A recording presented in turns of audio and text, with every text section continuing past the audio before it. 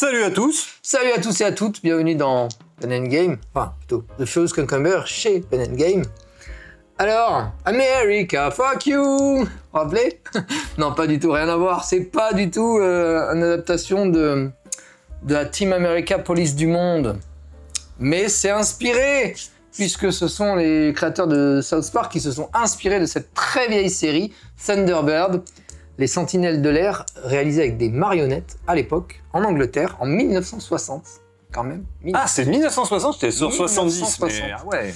1960, donc avec des explosions qui sont... Moi, j'ai revu certains épisodes sur YouTube, des explosions incroyables pour l'époque. Vraiment de la pyrotechnie intéressante avec des marionnettes. Donc c'est de toute beauté. Et des histoires à 100% premier degré, avec de l'émotion, des morts, des drames, des déjouements, ça se dit?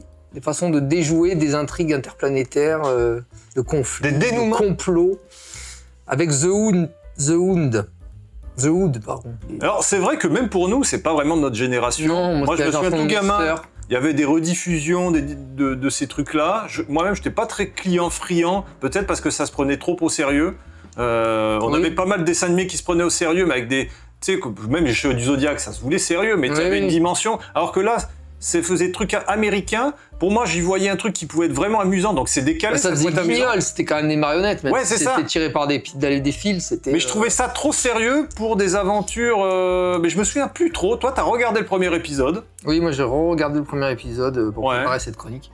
Et qu'est-ce que tu m'as dit que tu en avais pensé du bien? Ouais, c'était sympa. Franchement, c'était pas mal. C'était pas mal. Ça m'a fait un peu des émotions de quand je le regardais chez mon grand-père paternel. Regardez beaucoup de Donc le premier épisode qui date des années 60 alors. Années 60, et ça après ça a été rediffusé dans les années 70-80, mais je veux dire, c'est presque aussi vieux que Chapeau melon et bottes de cuir quoi pour le coup, le truc. Chapeau melon. Là il n'y a pas de chapeau melon. Je trouve que le thème, je trouve le plateau, regardez quand même, il est cool. Après il y a ce côté kitsch qui est assez présent, vous voyez ce vaisseau en plastoc, et puis on met nos petites figurines, c'est des personnages parce qu'on va incarner chacun un personnage. Moi, le jaune, c'était Gordon Tracy, qui avait ses propres capacités. Fin des années 60, je crois que c'est 65. Ouais, c'est peut-être plutôt fin 60, parce que ça fait 50 ans. Ça fait typer 70, donc ça a peut-être commencé fin 60. Bon, ouais. On est toujours très précis dans nos recherches, journalisme total. Non, mais je l'avais lu là dans le truc, ça. Très bien. Pour parler brièvement des mécaniques... Eh ben, c'est un jeu de Matt Leacock, créateur de Pandémie, pour ceux qui connaissent déjà, et qui apprécient. Donc c'est les mêmes mécaniques que Pandémie, hein. On mélange des cartes The Hood, le Hood avance, comme monter des eaux, comme les cartes Pandémie, et chaque fois qu'on en dévoile une, on fait monter The Hood sur la piste de The Hood. Et il y a des événements, à résoudre. Avant d'atteindre, par exemple, on prend du début. Il y a des événements qui se résolvent, quand on arrive là, il y a des événements qui se résolvent. Et si on arrive là, en fait, le plan qu'on a déjà dévoilé, s'il n'a pas été résolu, on a perdu la partie, on est mort, quoi. Il faut absolument résoudre avant, voilà. Et ça, ce sont des événements pénalisants. Donc on peut aussi les annuler leur effet. Là, par exemple, on ne peut plus utiliser les effets des personnages. Donc il faut pouvoir s'en... Ah non, c'est pas les effets personnages, ça c'est faire le tour du monde. Non, c'est les effets de personnages. Non, c'est les effets de personnages. Et ça, c'était l'éruption en Islande. La Terre n'est plus ronde, du coup on ne peut plus faire le tour du monde. On ne peut plus passer d'un bord à l'autre du plateau. Parce que là, on peut passer d'un bord. Un peu comme les Yafialocool. Non, en fait, c'est même pas son nom, j'ai vu la vraie prononciation. Yafialocool. C'est pas le nom, en fait. Et voilà, et donc la difficulté du jeu, c'est de s'organiser. Alors je sais pas si c'était comme ça, c'est planifié, je sais pas si c'était comme ça dans la série, mais ils arrêtent pas de se déplacer comme des fous, ils font le tour du monde, c'est pas CO2 c'est pas du tout écologique, hein. Donc les mecs disent, je dépose Bob ici, donc tu le mets dans un engin ici, alors c'est gratuit, hein, t'as des actions gratuites, déplacer c'est gratuit. Vous avez 3 actions, donc une action c'est résoudre une catastrophe, le déplacement en véhicule. Alors celui-ci, il va se déplacer de 2, il y en a un qui se déplace de 3. Il y a même ici, là, vous voyez un truc qui va pouvoir partir, une fusée dans l'espace. Donc vous avez toute une portion ici, espace, avec toutes les planètes, enfin pas toutes, mais qui n'est pas accessible par les autres. Le Soleil, les planètes du système solaire, jusqu'à la ceinture d'astéroïdes, hein, jusqu'au l'extrême limite. Et l'autre extrême limite entre le Soleil et une mission dans le Soleil qu'on a fait d'ailleurs. Des missions, on a eu 2 même, je crois, dedans. Ouais. On a notre base ici, on peut construire des véhicules parce qu'il y a des missions, vous voyez, qui va avoir, pour résoudre les... Vous allez avoir des bonus. Par exemple, là, vous voyez en haut à gauche, c'est 11. Donc, vous avez 2 dés. Montre les dés. Oui. on lance 2 dés. Donc c'est une action pour résoudre. Vas-y, voilà. Donc là, je fais 4 et 5, 9. C'est pas mal. Largement... bah non, là c'est 11. Ah, mais vous disposez de bonus. Toi, tu avais un personnage bleu, par exemple. Là, on voyait en bonus aériens. Il faut résoudre ça, il faut être en Europe. Donc voilà, vous vous positionnez ici en Europe. Déjà pour le faire. Ensuite, si vous avez en Europe, vous avez construit un élévateur, donc ces petites pièces que vous avez construites sur votre île. Et déposées avec l'engin vert. Oui, parce que voilà, vous pouvez les transporter avec l'engin vert. Vous disposez, donc lui, il a son bonus avec son personnage, comment il s'appelle, c'est Scott, ce qui avait plus 2 si c'est une mission aérienne, donc déjà plus 2. On a l'élévateur, on a plus 3, donc déjà par défaut, il avait plus 5. Donc 5 et 4, 9, admettons, 5, voilà, 14. Il veut juste plus 5. Donc vous voyez, ça fait 11.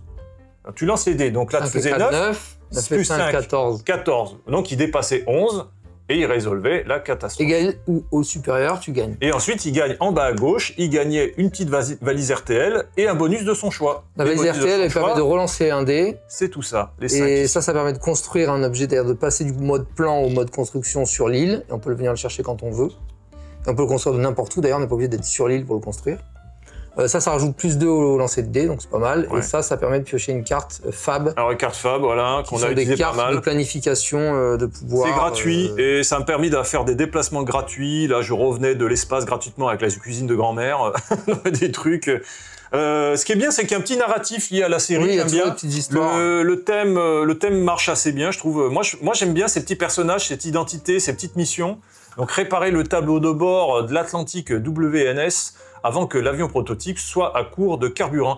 C'est léger, c'est juste le petit support qu'il me faut, parce que des fois, c'est trop abstrait pour ce type de jeu. Oui, là, c'est pas abstrait, il y a un petit peu de narratif, ça fait plaisir. Alors par contre, c'est vrai que quand on se déplace à gauche, à droite, à travers le globe, et qu'on dépose Maurice, on va le rechercher, on repart, bon, au bout d'un moment, ça paraît complètement con. Oui, ça paraît fou. C'est débile.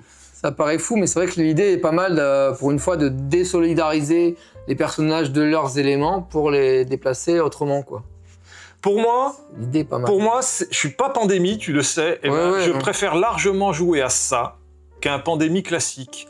Parce que comme tu disais, t'es un peu plus... Alors t'es un peu drivé par les effets, mais là on a fait un joli tour. Avant j'ai fait un truc avec tous mes bonus pour avoir des tours supplémentaires. Il y avait une petite prise de risque un peu à chaque fois. On n'a pas trop subi le jeu, on a joué en standard, c'était suffisamment tendu. Après on a quand même géré, je pense qu'on pourrait facilement jouer en difficile là. On a eu des bons lancers de dés aussi, on s'est plutôt bien arrangé, on a raté peu de coups. Je trouve c'est plaisant. Si vous aimez un peu Pandémie, et même si vous n'aimez pas trop Pandémie, pour moi, j'y ai pris plus goût qu'un Pandémie classique. Oui, si on n'aime pas Pandémie, on adhère au côté l'univers, l'histoire, le narratif. Même si vous n'aimez pas spécialement Thunderbird, moi je suis pas spécialement fan du truc. Oui, vous n'êtes pas obligé d'être fan de la série pour aimer le jeu. Bref, vous voyez mon petit personnage, je joue mon petit Gordon, il fait son petit truc. Bah voilà, il y a un petit support et puis tout est assez fluide au final. Et je le trouve... Alors c'est vrai qu'on a joué qu'en standard, mais autant Pandémie, des fois on perd vraiment, je trouve, bêtement. Des fois tout s'enchaîne d'un coup et t'es mort. Là ce qui est bien, c'est que t'as les petits jetons qui te permettent de temporiser, alors que la Pandémie tu les as pas, quoi. Ouais. T'as pas de jetons qui te rajoutent plus de dans les dés, t'as pas de jetons... Après le jeu, je pense qu'il peut être costaud, parce qu'on a joué qu'en standard. Vous voyez, après on va faire des crises qui sont plus difficiles à gérer au niveau des plans. Déjà le dernier plan, ça nous demandait un qui soit au bout du système solaire, avec suffisamment de jetons. Il fallait des véhicules à tel autre endroit, et un autre joueur qui soit ailleurs pour résoudre. Donc c'était pas chaud, parce qu'on avait le temps, on avait bien géré. Non, mais c'était quand même tendu. Si on avait eu ça...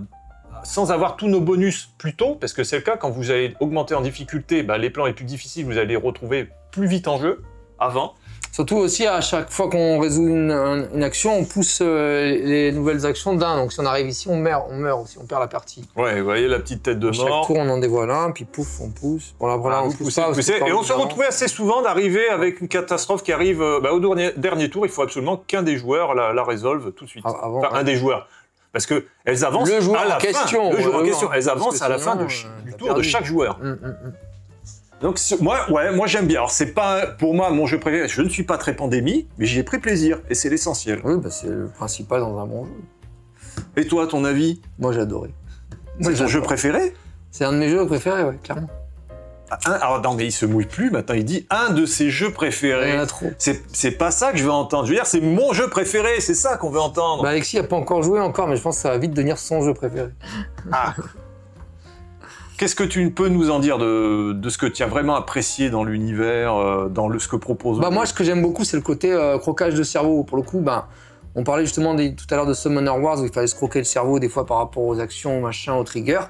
Là, c'est vrai que là aussi, il faut se croquer un peu le cerveau, mais ça devient une gymnastique assez rapide. Et maintenant, après plusieurs parties, je vois mieux comment dispatcher les personnages, puisqu'on est obligé d'avoir un personnage qui se rend quelque part pour en récupérer un autre. Et puis, on peut pas faire bouger les avions ou les vaisseaux à vide. Il faut forcément qu'il y ait notre personnage dans le vaisseau en question. Oui, il faut toujours le piloter et on n'incarne qu'un personnage. Apparemment, le jaune, il n'y a qu'un seul personnage. Par exemple, vous ne pouvez pas passer un coup de fil à Pénélope, dire mais bouge ton gros cul et amène-nous le vaisseau là. Non, tu dois utiliser ton personnage pour tout faire toi-même avec ton personnage. Après, tu peux mettre le jaune dans le vert et tu peux mettre la Fab One aussi, la voiture de Pénélope, dans la camion vert. Ou alors, tu peux mettre deux objets construits. Voilà, c'est plutôt chouette. Donc ouais, toi, le petit croquage de cerveau, la petite expertise, l'univers. Ouais, il y a un côté un peu initié expert qui me plaît bien, ouais. De planifier. Puis on est entre deux, c'est vrai que c'est peut-être un peu plus qu'initié. C'est un initié selon la difficulté. Sans être expert non plus, quoi. Ouais, je trouve ça reste un peu familial dans l'esprit, mais il y a une certaine... ça demande une certaine maîtrise pour bien... Par exemple, le gros coup que j'ai fait, quand j'ai résolu 3 catastrophes et tout ça, bon, c'était pas sorcier non plus, mais il a fallu le temps que je calcule tous les risques, le nombre de tours, qu'il fallait qu'il me reste en réserve peut-être un jeton pour avoir un tour supplémentaire si je ratais mon jet. Il y a toujours un peu une prise de risque, parce qu'on peut ne pas réussir, et que là on avait perdu la partie si je ne réussissais pas en deux essais. Surtout ce que tu oublies de dire, c'est que c'était quand même genre niveau 7, quoi. C'était là. C'est-à-dire que tu ratais ton truc, on passait là, on était mort, on avait perdu. Oui, exactement, tout à fait. C'est pour ça que si je réussissais pas mes 2 tests à la fin, c'était fini. C'était terminé. Ouais. Bon, c'est un peu comme Pandémie. Surtout que c'était un 11 au soleil, donc c'était un peu quand même... Alors, on parle de Pandémie, moi je me suis retrouvé, du peu que j'ai joué, parfois dans des situations qui étaient quand même croquage de cerveau. Oui. On dit c'est initié, Pandémie, il y a quelques tours, si tu veux réussir. Et on a gagné des fois vraiment, moi j'ai réussi à toute fin, au dernier tour à gagner, parce que je m'étais croqué le cerveau pendant un moment, dire comment faire, et d'un coup j'avais la solution, comme un puzzle game, j'ai la solution, mais elle n'allait pas d'elle-même. Il fallait vraiment, enfin dans le sens, c'était vraiment une réflexion profonde pour aboutir à la solution. Puis en fait, souvent, il faut au moins avoir un personnage avec nous dans un vaisseau qui peut comporter 2 ou 3 mouvements, enfin 2 ou 3 personnes. Il faut au moins en avoir un en se disant peut-être qu'il va sortir et que faut jamais être tout seul dans le vaisseau en mode voilà quoi, parce que souvent on demande de l'aide pour améliorer. En fait, on essaye d'un peu anticiper sans connaître les prochaines catastrophes qui vont arriver, se dire on va peut-être garder un véhicule dans le vaisseau, on va garder un personnage voyager avec nous plutôt que le laisser dans un coin. Potentiellement, on en aurait peut-être besoin qu'il soit avec nous, qu'il voyage avec nous pour gagner une action. Ah ouais. Bon, voilà, donc le jeu, achetez-le encore? Non, on va arrêter avec ça, c'est ce que je me dis. Est-ce qu'on leur demande d'acheter tous les jeux? D'acheter tous les jeux, on aura. Et pourquoi on demande? On demande rien du tout, on n'y gagne rien, mais c'est non, même pas, on n'a même pas de lien affilié. N'achetez rien. Volez-le. Volez-le. Voilà, c'est ça qu'on va dire. Volez-le, ouais. Super, bon esprit, quoi. L'esprit Coubertin, volez-le, quoi. Pardon. Allez, à plus.